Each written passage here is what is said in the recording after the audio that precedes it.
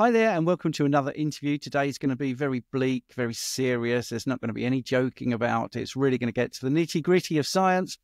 An ex-vegan who is a friend of mine, but wouldn't have been 15, 20 years ago. Anyway, he does need an introduction because I've just given him one. But anyway, Phil Escott, hello. Hello, mate. Hi, Stephen. Thanks so much for getting me on. I'd love you to just recount your story from when you went into the vegan world and what happened and how you managed to escape. Well, you know, as I did, I was on the Dan Aston Gregory podcast recently, and that was kind of nice because it isn't really in the health space. He does a lot of other things too. And a lot of people came up underneath going, yes, Carnivore's great healing on it, lots of testimonials. But of course, it really wound his vegan subscribers up.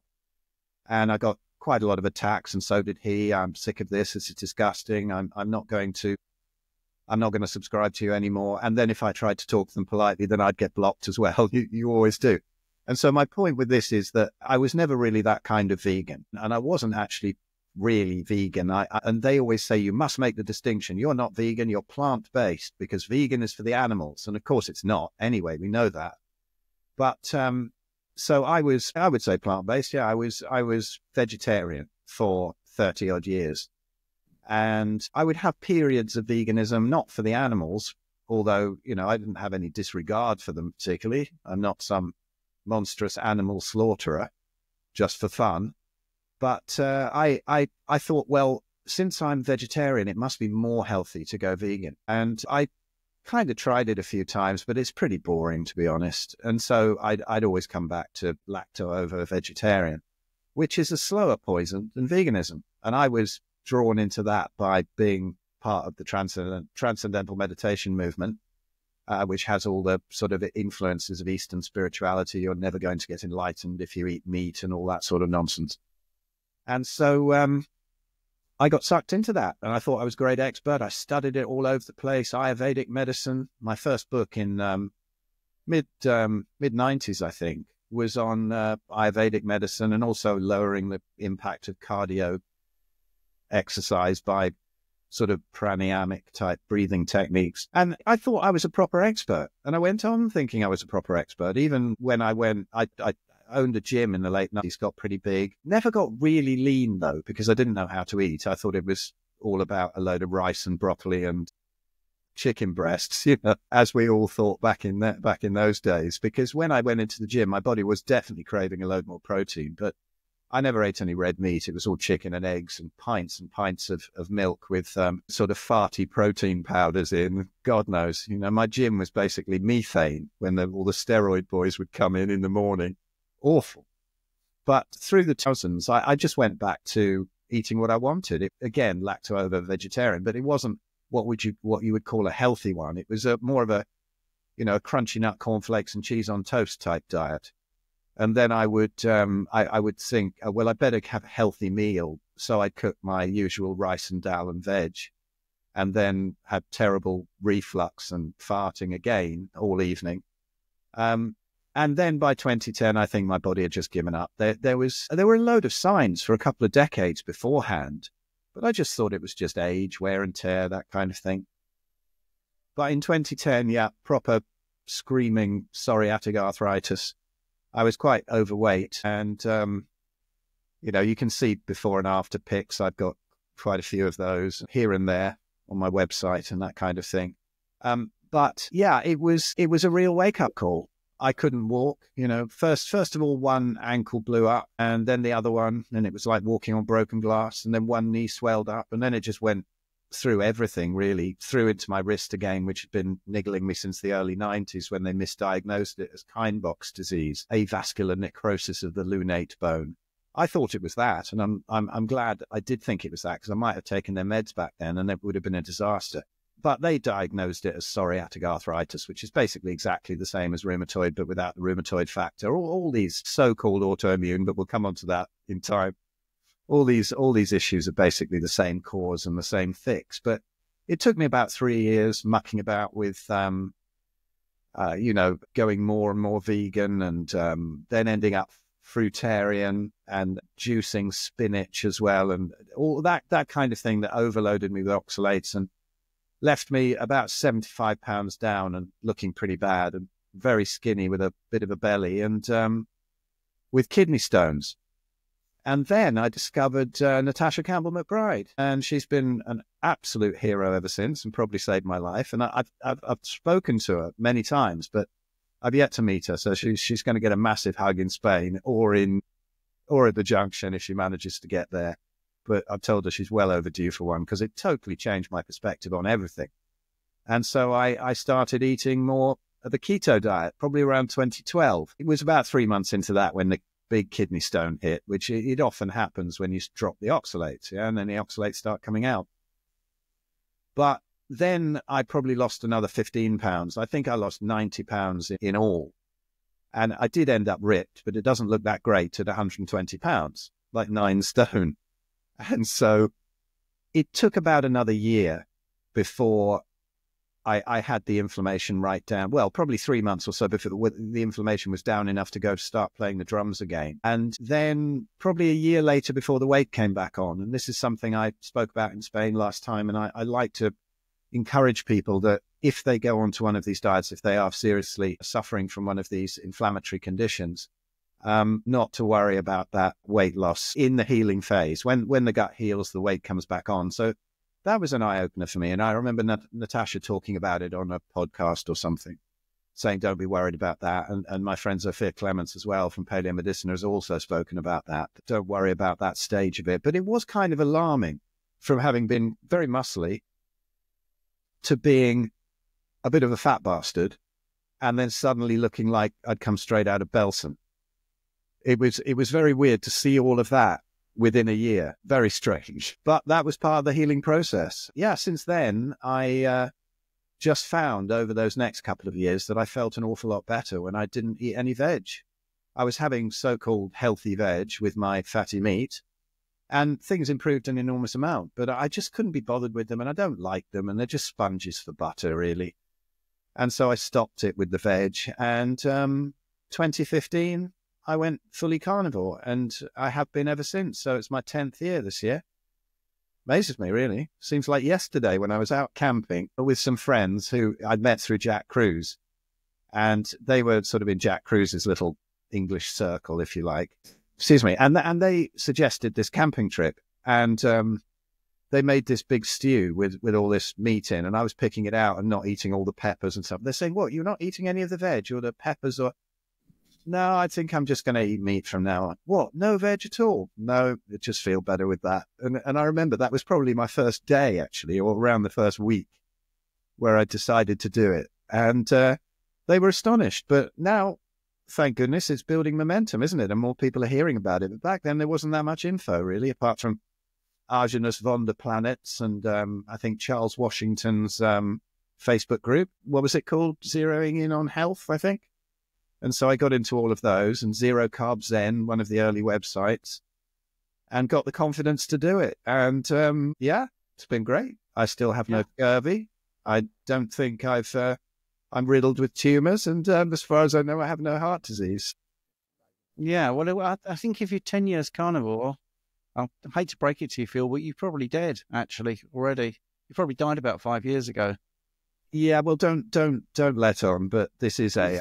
This is my family trying to pretend I'm still alive. You know, it is ridiculous, all the claims against carnivore, like you say, scurvy and colon cancer, all these things not provable. Vegans have a strange thing as well, because if you can prove something, they just don't want to hear. I got frog in my throat, sorry. A recent example of that, because the book, Vegans Have Smaller Brains, which actually comes from brain scans and science, was mentioned on the Diary of a CEO podcast. They had to put a little sort of disclaimer about, I think Ben Bigman was talking about it, you know, about the lack of B12 and all this sort of stuff, and a little thing came up. You can't say the truth. Vegan brains are smaller from a scan. So I'm guessing when you were vegan and then vegetarian, that you were very anti-meat. Can you remember your mindset? Was you absolutely blinkered to outside information? No, I wouldn't have been blinkered. If I'd have seen any of this, I've always been very open-minded and I've never been militant. But I did believe that it was awful. And I did sort of bandy about these terms like chicken periods and rotting meat and that kind of nonsense, dead, rotting flesh, and that sort of thing that you do when you get brainwashed into it. But if I'd have seen any presentation, any intelligent presentation on carnivore, I'd have gone, that's interesting. I'm going to look into it. I was never like that. But it's funny, isn't it, that you mentioned this business about having to put disclaimers up and stuff. I don't think it's insulting, because I often get accused of vegan bashing, but it's not personal. I mean, we both of us, I'm sure, we've consulted with loads of people who are ex-vegans, and we help them back to health. And we don't have a go at them. I don't have a go at individual vegans either. I have a go at veganism because I think it's very dangerous. I think, if you have anybody has a look at the Red Pill Food Revolution book that I was a co-author with Ben Hunt and a couple of other guys, Graham Norbury and Jeremy Ayres, and we go into exactly how we've been fooled all of this time and how, the elites have for centuries, if not millennia, tried to control us with this these plant-based diets. But I think the interesting thing about vegans and taking great offense, or a lot of people do, there's something about mental health that you can't touch. People get very offended with it. Like at the last event at the Junction last year, Ben and I both mentioned about vegans having problems and mental health issues. And during our talk, and a GP and her friend came up to me and said, "We're really horrified. I can't believe that you mentioned that. Why would you mention that?" And I said to her, "Well, I'm sorry." I said, "I'll tell you why I do mention that vegans have mental health issues. It's because they have mental health issues." And she went nuts. And I said, "Look, think about it this way. I didn't find my way out of my issues until inflammation had damaged a knee and a wrist. I got it out of 30 joints with no damage, thereabouts.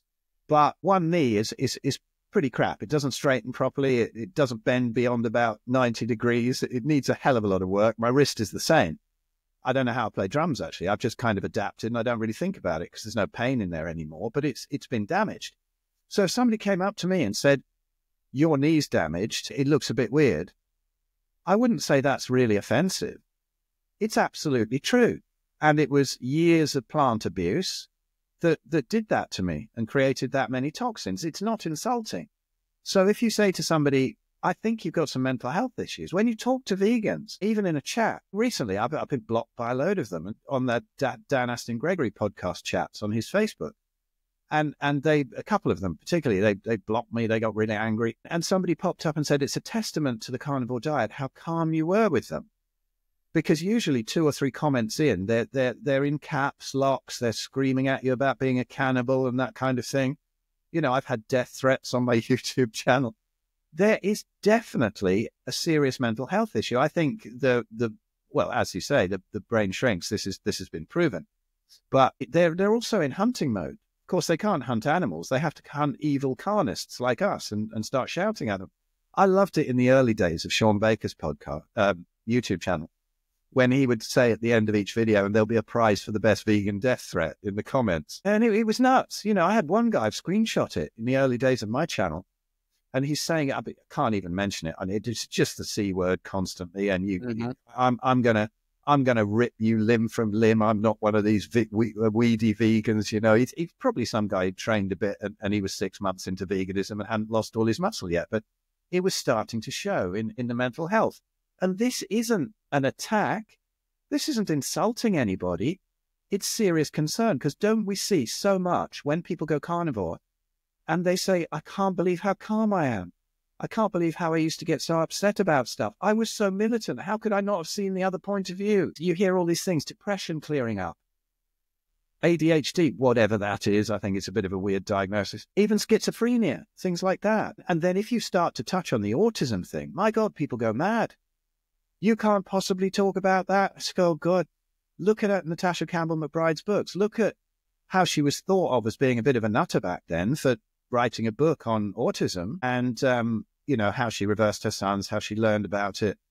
She was considered a lunatic back then, but now a whole load of the research on autism is into keto diets, low-carb diets. They're going about it the wrong way. It's usually a load of sort of almond flour and seed oils or something, and they do it in hospitals.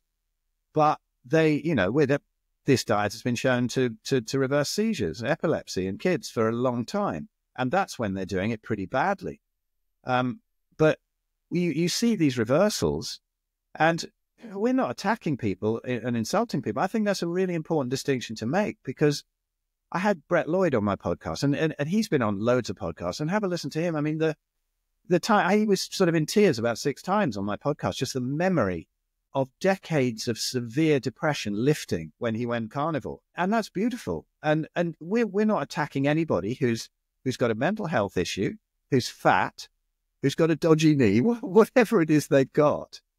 These are scars we have from the misinformation given by the mainstream and fooling us into it. It's not anyone's fault. Once they wake up, they can heal, whether it's mental or physical issue. And so, yeah, that's a long-winded way of saying, listen, just man up, vegans. We're on your side, okay? There shouldn't be any division here. When you're ready for one of us to help you out, we're here, and there's not going to be any attacks. Now, it might be a little different for people like Dr. Greger, who are spreading this nonsense and look like he's just been dug up. And I will have a go at him because he's perpetuating this nonsense. But your average vegan caught up in the evil New World Order cult of veganism? No attacks there, guys. Just sympathy and wishes, best wishes for your healing. Yeah, it's exactly how I feel. It's the deliberate misinformation and the nefarious nature of people like Dr. Greger and Neil Barnard, who are deliberately misinterpret studies and stuff like that. And that's why I mentioned the Diary of a CEO, because they're so heavily invested in these, shakes and into sort of meals and, carbohydrate-based food. He's got money in Huel, hasn't he? Yeah, exactly. Whoa.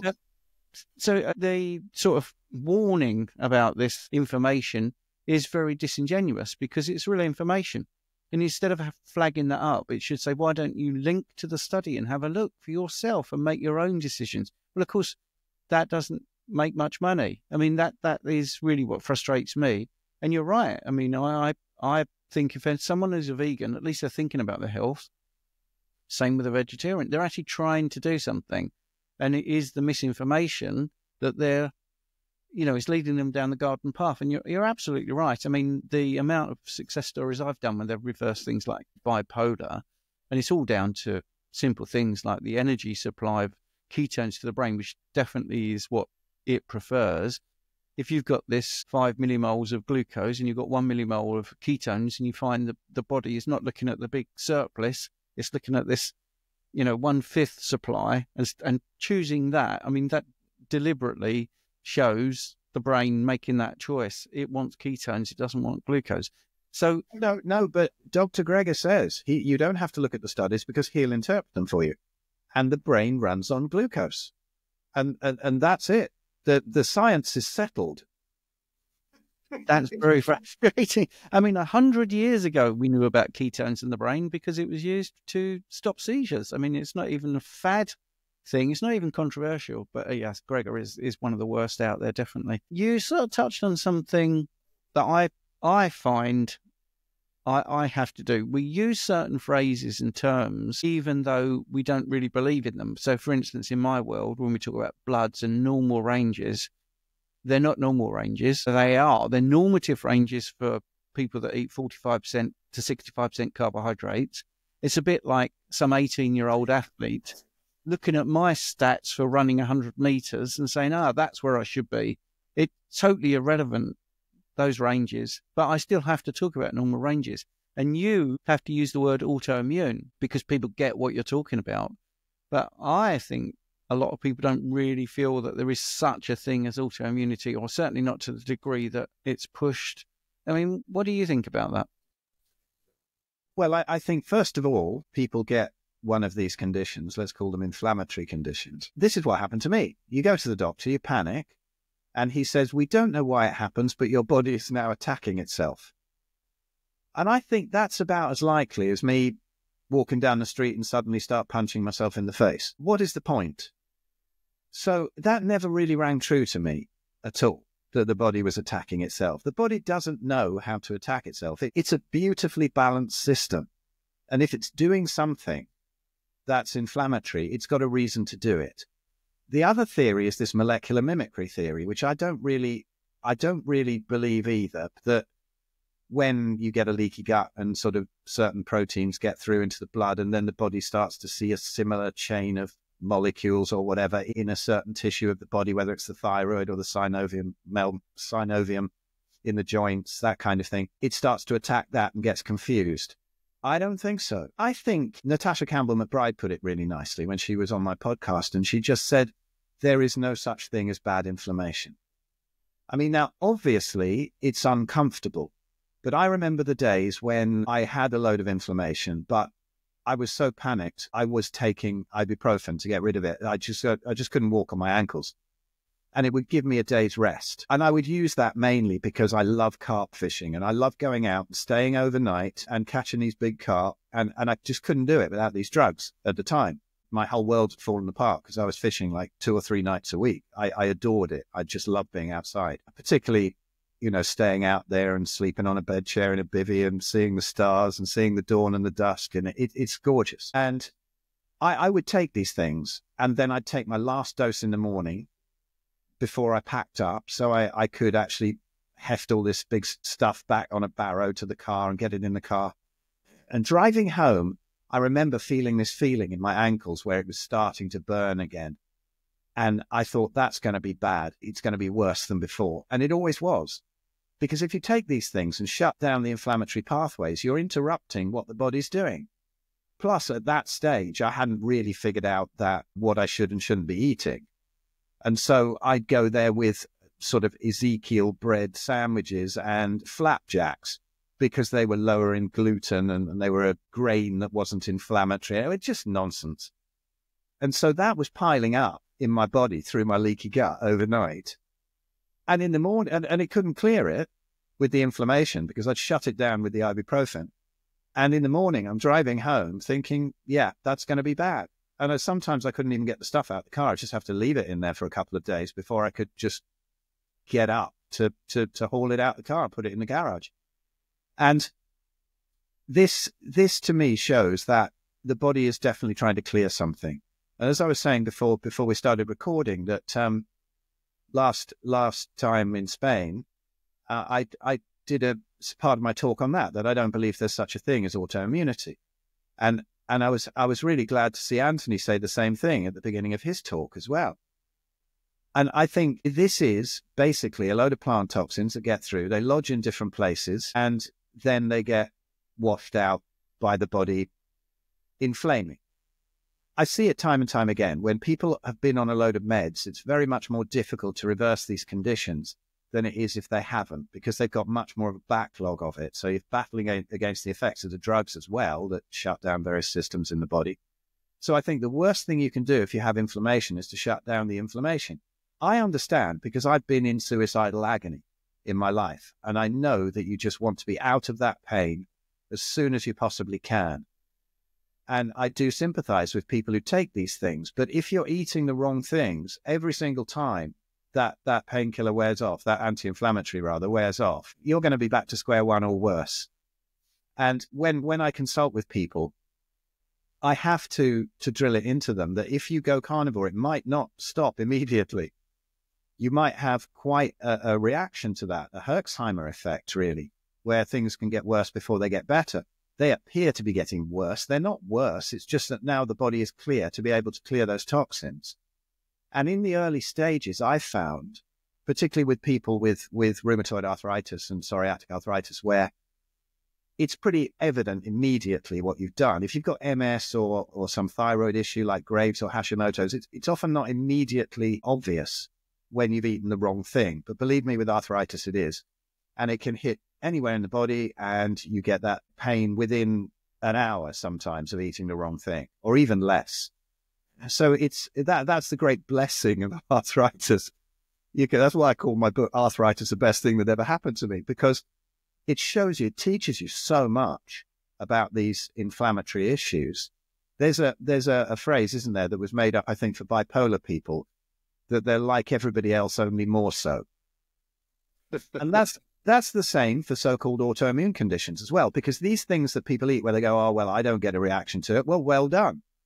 you've got the sort of microbiome that's protecting you against this crap. That's another nonsense thing, I think, that people think you need a diverse microbiome. That's another thing to come into. But they probably got the things to protect them, and they don't have a leaky gut yet, particularly. And so it's not going through, and they're not getting that inflammatory response. That doesn't mean to say that those awful foods aren't chipping away at that gut integrity, and that one day they might have an issue with it. I don't know. People react in different ways to these things. But I think that you've got to really drill into people that that sometimes it can carry on. I often use the analogy of a big boat or a ferry, and you shut the engines off, and it doesn't stop immediately, does it? It carries on rolling, but you stop the engine, you stop that crap going in that caused the issue in the first place. However, when the gut's very leaky, you can steal some of the proteins that get through, even the good ones from beef and lamb. I think that people react to those as well. And that doesn't keep the gut leaky. It will still be healing up. But I think this is one of the main reasons that paleomedicina have this very, very high fat content, you know, 1/3 fat to 2/3 lean meat on the plate by sight, that kind of ratio. And I find that to be the real sweet spot for gut healing and to get people out of these issues quickly. And if you eat like that, not too high protein and very high fat, then that gives the gut everything it needs to heal. And that's your quickest way out of it. But don't expect it to stop in a week.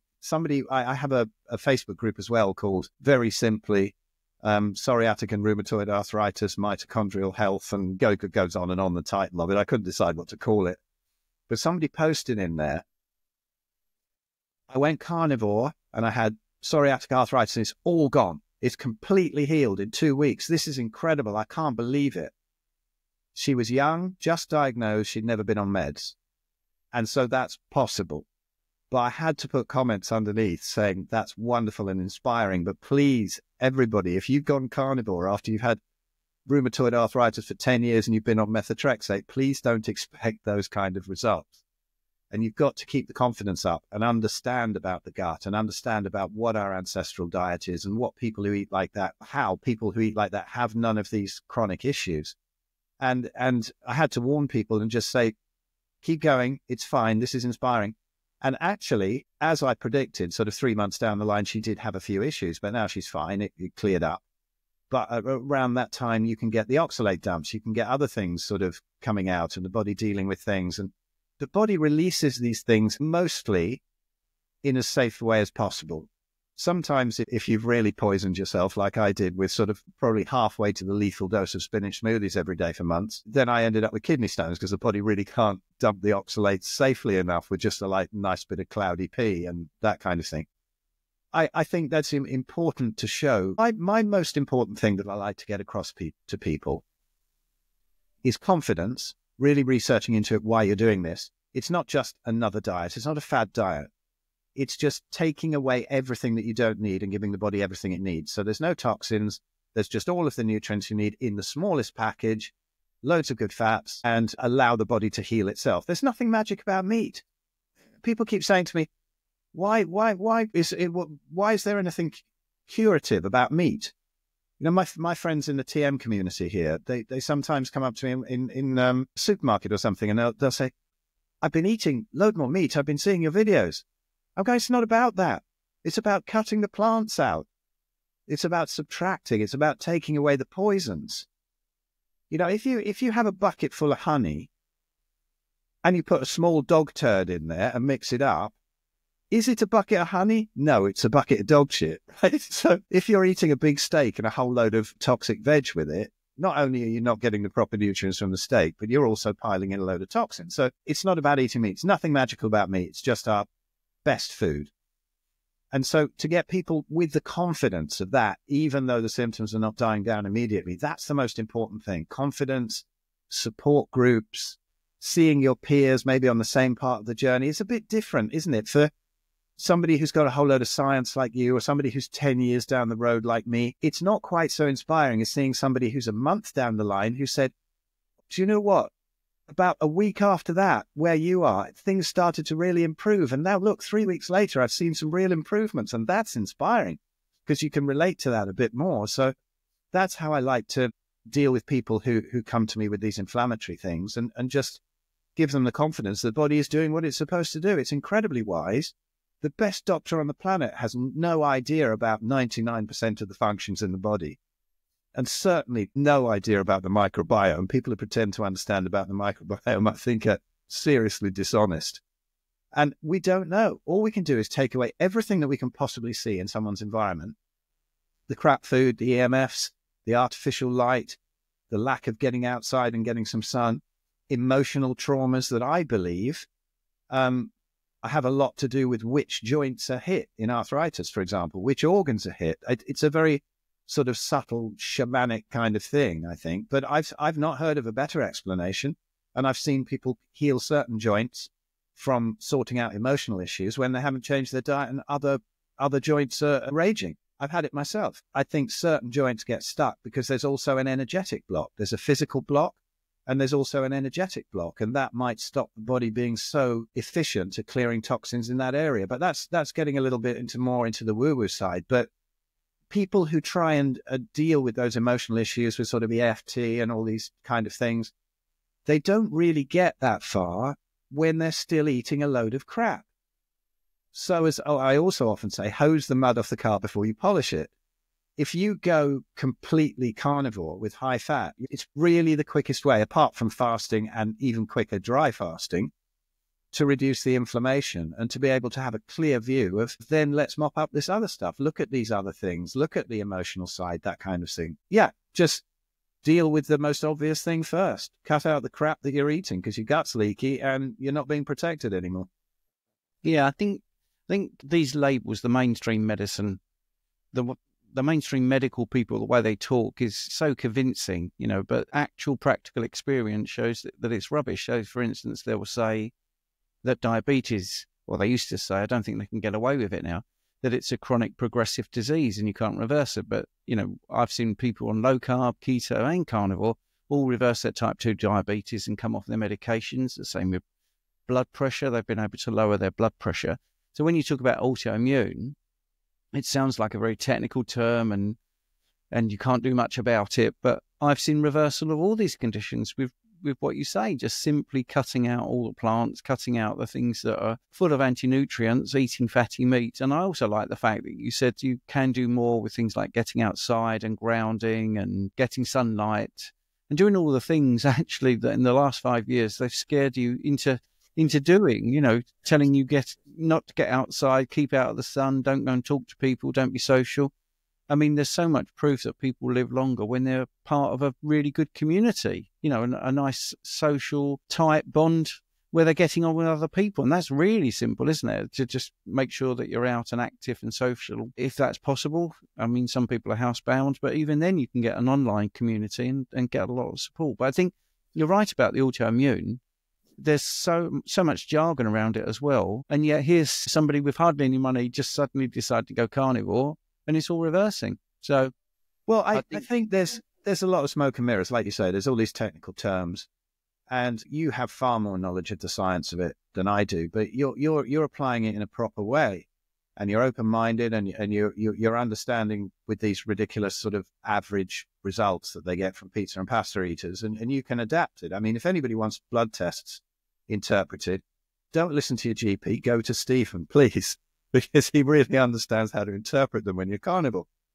But there's all these terms that they have, they're throwing around these terms like cytokine storms, and they sound very, very pro and knowledgeable, and people, your layman will get fooled into this. Oh, you've got this HLA-B27 issue, and anybody who has that, will develop arthritis. And so you go home and you Google it, and you find out, yes, a lot of people with inflammatory arthritis have this HLA-B27 issue. And then, but then you go a little bit deeper and find that most people who have this don't ever get arthritis. So it's not a cause at all. And they throw around all this stuff and misinterpret all these things, and they get brainwashed into it at med school. And they are really not the gods that you think they are. And when you challenge them, they often get very angry. I think the angriest docs that I've come across are rheumatologists. They get absolutely furious. There's, the story I've told many times of the one that I went back to show how well I'd healed. The appointment came up. I wasn't going to go back, but then the appointment came up. They sort of crop up every 6 months without you asking for them. And I thought, oh, I'll take that. I'll go back, and all the people in his waiting room were overweight and sort of bandaged up joints and on crutches and eating sandwiches and Kit Kats out of their handbags. And I thought, this is crazy. He's going to be amazed when I go in. I've got not taken any meds, and I'm going to go in. I'll jump around for him and show him what I can do. He was furious, frothing at the corner of the mouth, literally. And I told him that's a sign of heart disease if you keep on frothing at the corner of the mouth, and walked out and never went back. But he was going mad, and the fear-mongering, it's going to go into your heart, into your lungs. Why? Maybe if you see it, if you shut off the inflammation, then maybe all these plant toxins will be lodging in other parts of the body all over the place. And as far as they're concerned, yes, one autoimmune condition leads to another. I don't see it like that.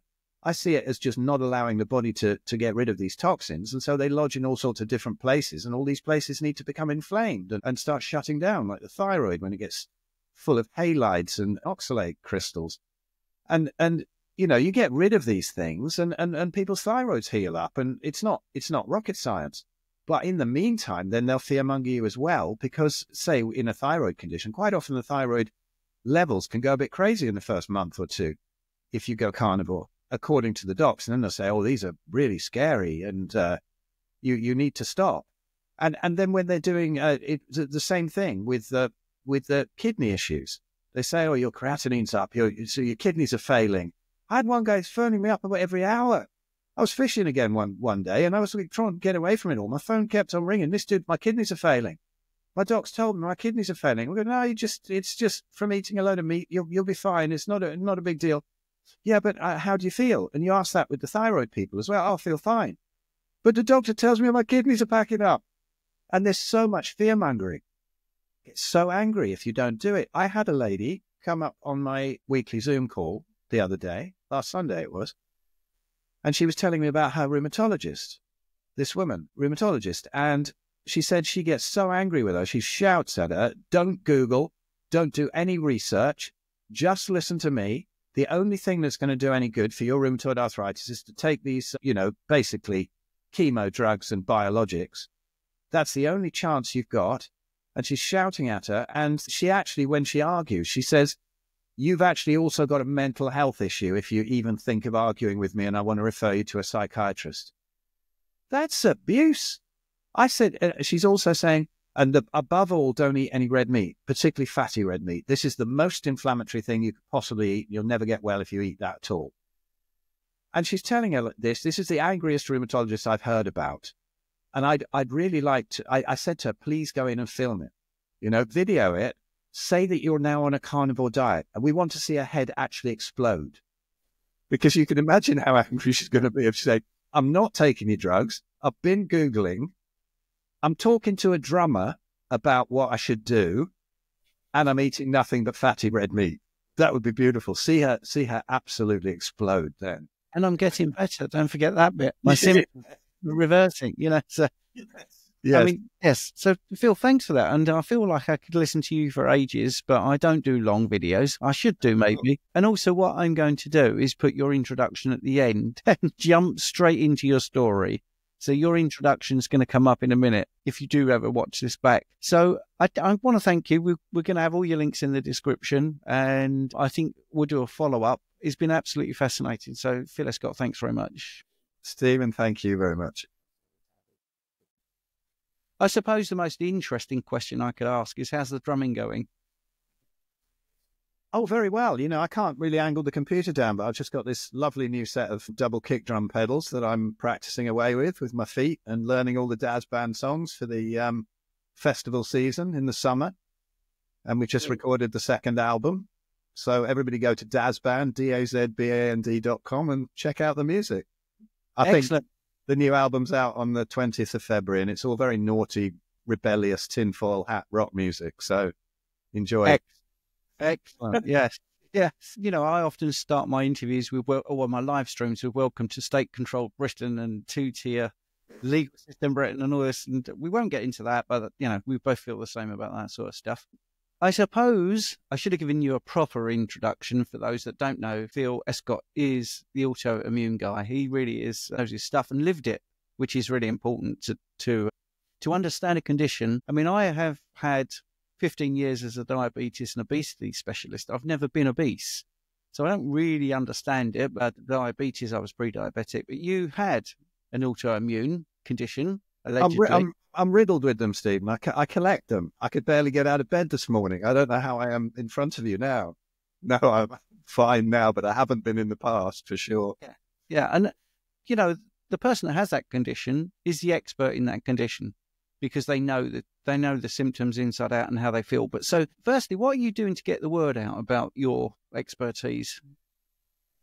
Well, I've got my YouTube channel, which is just under Phil Escott, which is nicely shadow banned from all the naughty things that we said 5 years ago. I have my Substack. I'll send these links to Stephen. It'll be underneath. But I have my Substack where I put out blog posts, and I'm soon going to start up the new version of... I've not mentioned this on any podcast, actually, but I'm going to start up my new podcast, which is going to be called The Red Pill Sangha. I used to have the Red Pill Buddha, but as Thich Nhat Hanh said, the next Buddha will be the Sangha, the collective. So no more gurus, none of that rubbish. But I'm going to start that up through Substack. So go and sign up to my Substack. And I do Zoom calls once a week for autoimmunity and all sorts on a Sunday evening, UK time. And I have my online course, Autoimmunity, the Subtraction Method, which you'll find a link to on my link tree as well. And go by that. It's a 30 video course. And I think I just wish I'd had it back when I was that sick. It covers everything from diet to lifestyle, light and EMFs, and even emotional and spiritual issues. Having got a sort of 30-year past as being a bit of a hippie stroke yogi. And so I had to get into all that kind of thing. And what else? Well, we're doing the live events. I do live events, and we have a wonderful one coming up in August in Rainford, Merseyside, Ancestral Health Festival, where Stephen and a load of other brilliant people will be speaking. I'm hoping we're getting Natasha Campbell-McBride, and Richard Smith will be there, and quite a few others, but that'll be in the link as well. And our flagship event, which I'm afraid has only got one room left as we speak now, which amazes me because it's in November in Spain. It was incredible last year, and I'm really hoping Stephen's going to come this year. And we've got lots of people there. We've got Anthony Chaffee, and we got Mary Ruddick with all her beautiful stories about traveling around all these tribes and ancestral diets. Sophia Clements from Paleomedicina. Sarah Pugh with all the quantum stuff. Dr. Abs is coming out. Who else have we got? I've forgotten somebody, haven't I? But anyway, go check out the Carnivore Spain link underneath. And recently I've been doing Anthony Chaffee's school with a K. So I go on there once a month and answer questions about autoimmunity. I was amazed. Isn't it a great world now when people are open enough that a neurosurgeon will ask somebody who's a complete layperson, really, to come on and be the autoimmune specialist? I was really, really touched by that. So thanks, Anthony. That was cool. Yeah, he's a pretty smart fella. So if he's got you on, I tell you what, that's your badge of credibility there, straight there. Oh, so your story is